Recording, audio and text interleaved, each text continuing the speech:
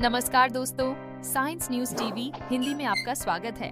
आज हम एक बेहद रोमांचक साझेदारी के बारे में बात करने जा रहे हैं जो जैव प्रौद्योगिकी और अंतरिक्ष विज्ञान को एक साथ जोड़ती है।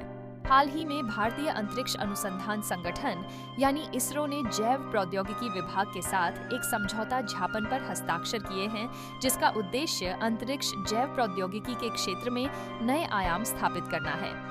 इस विषय पर गहराई से बात करने के लिए हमारे साथ आज हैं वरिष्ठ वैज्ञानिक और अंतरिक्ष अनुसंधान विशेषज्ञ डॉ अरविंद मेहरा। डॉ मेहरा, आपका स्वागत है।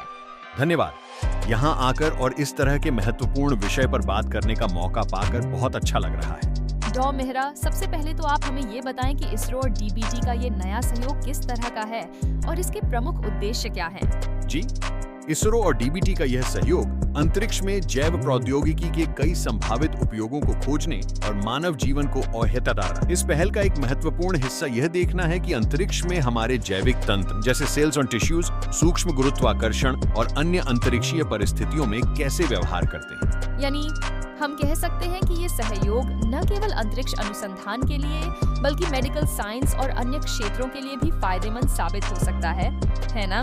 बिल्कुल सही। इस सहयोग से हमें कैंसर रिसर्च, मेडिसिन और अन्य जैविक प्रक्रियाओं को बेहतर समझने में मदद मिलेगी। जैसे अंतरिक्ष में कोशिकाओं के विकास पर शोध कर हम नई दवाओं और थेरेपी के विकास में भी सहूलियत पा सकते हैं। ये तो वाकई में भविष्य को नई दिशा देने वाला कदम है। तो डॉ मेहरा, ये रिसर्च असल में कैसे की जाएगी? क्या इसरो अंतरिक्ष में कुछ विशेष प्रयोग भेजेगा? हाँ, बिल्कुल। इसरो और डीबीटी मिलकर कुछ बायो एक्सपेरिमेंट्स डिजाइन कर रहे हैं जिन्हें भविष्य में अंतरिक्ष में भेजा जाएगा। इन प्रयोगों में ऐसे बायो मॉड्यूल्स शामिल होंगे जिनसे हम अंतरिक्ष में जैविक प्रक्रियाओं का अध्ययन कर सकते। ये सुनना बहुत रोमांचक है। डॉ मेहरा, इस चर्चा को हमारे दर्शकों के लिए और भी रोचक बनाने के लिए क्या आप कोई उदाहरण दे सकते हैं? जरूर। जैसे हम ये देख सकते हैं कि अंतरिक्ष में सूक्ष्म जीव कैसे व्यवहार करते हैं। इससे हमें दवा उद्योग में मदद मिल सकती है। इसके अलावा अंतरिक्ष की विकिरणकारी स्थिति में कोशिकाओं की प्रतिक्रियाएं भी शोध के लिए एक दिलचस्प पहलू है। बहुत बढ़िया। आपने इतने सरल तरीके से समझाया कि हमें भी इस रोमांचक दुनिया में झांकने का मौका मिला। तो दोस्तों, आज के इसरो और डीबीटी के सहयोग पर हमारी चर्चा यहीं समाप्त होती है।